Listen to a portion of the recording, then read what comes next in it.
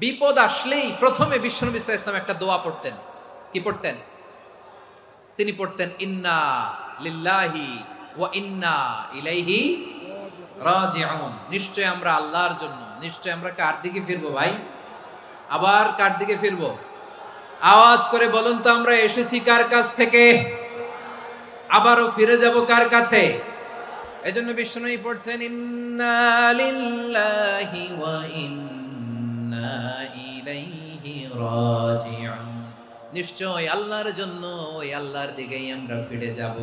তারপরে বিশ্বনবী পড়তেন আল্লাহুম্মা আজুরনি ফি মুসিবাতি ওয়াখলুফ লি খায়রাম মিনহা।